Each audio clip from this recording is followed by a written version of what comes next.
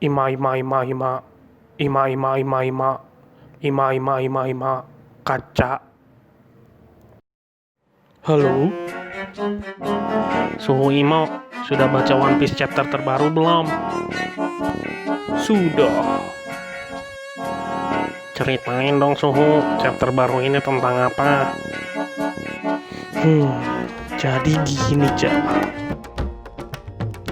Di cover page ini, Badge dan rombongannya telah tiba di pantai Dressrosa. Tampaknya, rombongan Badge berhasil kabur dari kejaran Merin. Di pantai, Badge bertemu dengan suku Tontata. Namun, tampaknya tidak ada Leo di sana. Cover page ini juga sekaligus mengkonfirmasi sosok yang terapung di cover page chapter 979.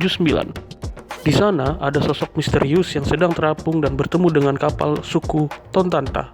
Ternyata, dia adalah Pound, bapak dari Lola dan Sifon. Lagi-lagi Oda nge-troll karakter yang sudah mati yang Suhu. Seharusnya kan Oven udah ngebunuh dia di chapter 887. Iya Cah, kamu benar. Kematian heroik Pound di chapter itu jadi tidak ada artinya. Final itu sebenarnya cukup menyentuh, karena Pound berkorban untuk keselamatan Sifon dan anaknya, tanpa mengetahui yang menyelamatkannya adalah ayahnya sendiri. Ya, tapi Oda berkehendak lain. Sekarang Pound berkumpul dengan Sifon dan Lola. Mereka pun sampai sekarang masih belum tahu bahwa Pound itu ayahnya. Mungkin akan ada satu cover page lagi untuk penutup dari cerita Badge ini. Oh, My Family. Chapter 982 ditutup dengan pertemuan Luffy dengan Ulti dan Page One. Panel terakhir menunjukkan akan ada konflik di antara mereka bertiga. Chapter ini dibuka dengan diperlihatkannya keadaan air terjun menuju Onigashima. Di perairan sekitar Onigashima terdapat Perorin yang sedang menatap pulau milik Kaido itu. Sepertinya anak buah Big Mom yang dikomandani oleh Perorin tidak menyukai rencana Big Mom dan Kaido membentuk aliansi. Perorin yang sedang menaiki benda misterius tampaknya sudah berhasil menaiki air terjun. Terlihat pada posisinya yang sudah bisa melihat pulau Onigashima. Pada halaman berikutnya, Momo yang pada chapter 982 telah diserahkan Kanjuro ke Orochi, menerima nasibnya sebagai tawanan. Dia disalib oleh Orochi, dan dipertontonkan kepada anak buahnya. Dia diperkenalkan sebagai Momo, anak dari Oden yang datang dari 20 tahun yang lalu. Reaksi dari anak buah Orochi belum diperlihatkan di chapter ini. Seperti yang diketahui, Orochi dianggap penakut karena ingin membalas dendam dari hantu 20 tahun yang lalu. Berikutnya, kita melihat Zoro sedang menghadapi para gifter. Tetapi, tidak jelas apakah para gifter itu termasuk headliners atau bukan. Zoro tampak kelelahan menghadapi para gifter, dikarenakan banyaknya gifter di area itu. Mungkin ada sekitar 500 gifter di sana. Mereka menyuruh Zoro menyerah dan menjadi anak buah Kaido. Bukan Zoro kalau dia begitu saja menyerah kepada mereka. Dan juga saat ini Zoro masih menggunakan 2 pedang. Mata Zoro juga belum dibuka loh Suhu. Pasti ada saringan di dalamnya. Bocah ngaco. Pada halaman berikutnya, situasi Kid dan Killer tidak jauh berbeda dengan Zoro. Mereka dikelilingi oleh para gifter. Seperti yang kita ketahui, Queen memberikan motivasi kepada para gifter untuk mengalahkan para penyusup yang terdiri dari Luffy, Zoro, Kid, dan Killer. Hadiahnya adalah kenaikan pangkat untuk mengganti salah satu Tobiropo atau Flying Six. Pada halaman berikutnya, akhirnya kita mendapatkan lanjutan cerita dari pertemuan Luffy dengan Ulti dan Page One di akhir cerita chapter 982. Seperti yang diduga, pertemuan antara dua orang ini akan membawa kerisuhan. Di akhir panel, Luffy memperkenalkan dirinya sebagai orang yang akan menjadi Raja Bajak Laut. Terprovokasi oleh ucapan Luffy, tanpa pikir panjang, Ulti langsung menyerang Luffy. Ulti menganggap Luffy sebagai orang bodoh, karena Ulti percaya yang akan menjadi Raja Bajak Laut adalah Kaido. Ulti menyerang dengan kepalanya sesuai dengan buah iblisnya. Setelah mengadu kepala dengan Luffy, Ulti menganggap Luffy bukan lawan yang sembarangan. Dia langsung berubah ke mode hybridnya untuk menghadapi Luffy. Luffy membalas Ulti. Dia berhasil menggunakan Elephant Gun untuk memukul Page One. Ulti yang sekarang dalam mode Zoanya berhasil menangkap Luffy. Luffy yang kesulitan lalu ditolong oleh seseorang yang menggunakan pemukul seperti Kaido. Orang tersebut menggunakan jurus Thunder Bagua seperti Kaido, tetapi menggunakan rantai di kedua tangannya. Ada ornamen hiasan seperti Oden dan juga mukanya ditutup oleh topeng. Jangan-jangan dia... Di akhir nanti Suhu punya teori mengenai orang ini. Sabar cah. Orang itu ternyata adalah Yamato. Satu serangan dari Yamato berhasil membuat ulti kalah. Level power orang ini tidak bisa dianggap main-main. Yamato melihat Luffy langsung mengenalinya sebagai Straw Hat Luffy. Di halaman terakhir, Yamato kabur dengan membawa Luffy di tangannya. Luffy tidak melawan karena tidak merasa terancam dibawa oleh Yamato. Di akhir chapter ini, Yamato mengenalkan dirinya kepada Luffy sebagai Yamato, anak dari Kaido. Chapter ini seru ya Suhu, ada fightingnya banyak dan misterinya juga banyak. Ngomong-ngomong, selesai ya Suhu? Iya cah, pembahasan chapter ini sudah selesai. Suhu, ada prediksi yang diambil dari chapter ini nggak?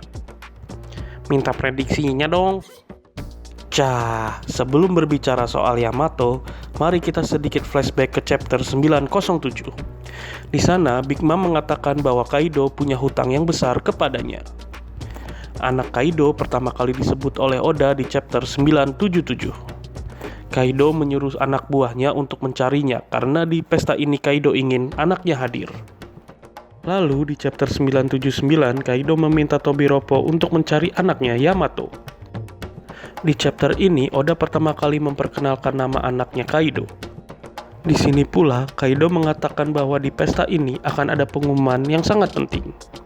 Yang bahkan karena pentingnya pengumuman itu dirahasiakan untuk menghindari kebingungan dan pengumuman itu berkaitan dengan Yamato. Hadiah dari menemukan Yamato adalah kesempatan untuk menantang All Star. Melihat dari reaksi Tobiropo dan hadiah yang ditawarkan oleh Kaido, dapat disimpulkan bahwa Yamato cukup kuat untuk membuat Tobiropo kewalahan. Di chapter 982, Sasaki menjelaskan ke Denjiro bahwa mereka diminta untuk mencari anak Kaido. Melihat reaksi Denjiro, tampaknya Denjiro pun pernah bertemu dengan Yamato. Lalu, ada beberapa clue yang menjadi dasar Suhu untuk mengetahui siapa itu Yamato. Sebelum masuk ke sana, ada beberapa fakta yang ingin Suhu segarkan kembali. Pertama, Kaido memiliki hutang kepada Big Mom, seperti yang telah dijelaskan pada chapter 907. Dan juga seperti yang kita ketahui bahwa kekuatan Big Mom berkaitan dengan jiwa. Big Mom dapat memberikan jiwa kepada benda mati menjadi hidup. Mungkin hutang Kaido berkaitan dengan kemampuan Big Mom. Yang kedua, kekuatan Big Mom tidak dapat memasukkan jiwa ke dalam mayat. Hal ini sesuai dengan penjelasan Pound di chapter 853. Namun, hal ini masih bisa diubah oleh Oda bila awakening dari kekuatan Big Mom ternyata bisa mengubah kekuatan itu. Yang ketiga, pada chapter 983, Yamato menggunakan jurus Thunder Bagua untuk meng-KO ulti dengan satu serangan saja. Jurus Thunder Bagua juga pernah dipakai oleh Kaido untuk meng-KO Luffy di chapter 923. Sepertinya, untuk pertama kali, Oda membuat satu jurus dipakai oleh dua karakter. Penampilan Yamato mengingatkan kita kepada penampilan terakhir dari Kozuki Oden. Rantai di tangannya sama persis dengan yang digunakan Oden di chapter 972 ketika direbus. Lalu ornamen pakaiannya pun sama dengan yang dipakai oleh Oden. Ini menjadi pertanyaan, kenapa tokoh Yamato mengingatkan kita kepada Oden dan Kaido secara bersamaan. Yamato pun memakai topeng yang biasa dipakai untuk membuat para pembaca terkejut ketika membuka topengnya. Dan yang terakhir, di chapter 983, Yamato memperkenalkan diri sebagai anak dari Kaido. Dari petunjuk tersebut, Suhu ingin membuat kesimpulan bahwa Yamato adalah anak Kaido yang masih memiliki hubungan dengan Oden. Yamato bukanlah Oden, karena bila Yamato itu Oden, Orochi pasti mengetahuinya.